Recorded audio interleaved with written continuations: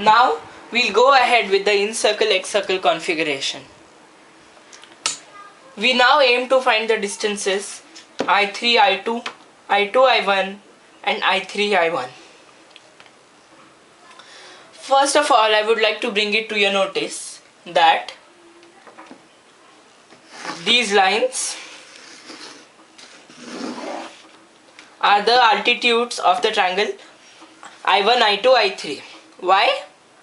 See, this angle becomes A by 2. This whole angle is 180 minus A. So half 90 minus A by 2. These both add up to 90. So all such lines, these starting from the vertices of the triangle joining the x centers, will be the altitudes.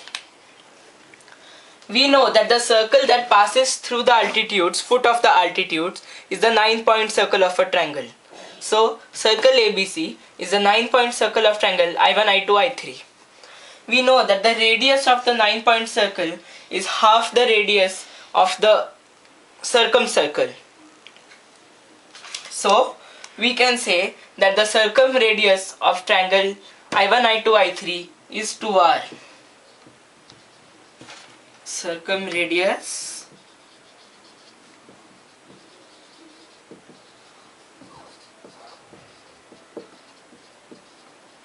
equal to 2r.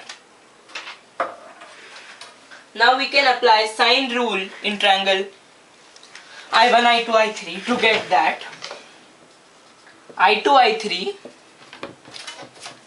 I3 by sine this angle. What's that angle? BI1C is equal to 2r, which we usually write, and here r is itself 2r, so we can write 4r.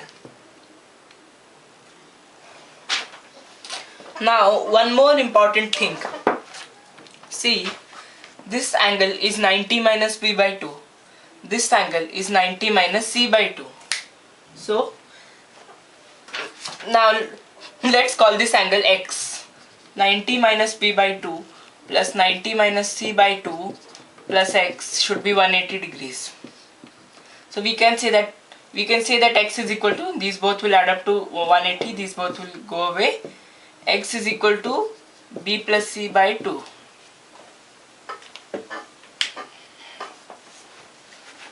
So we can replace this by I2, I3 by sine b plus c by 2. We can write b plus c by 2 as 90 minus a by 2. So this becomes sine 90 minus a by 2, which is indeed cos a by 2. This becomes cos a by 2 equal to 4r. Thus I2, I3 is equal to 4r cos a by 2.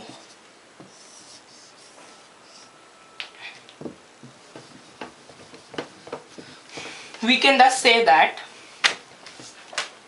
we have the formula for I2, I3. Now I can say that I1, I2 is equal to 4r cos c by 2. And similarly,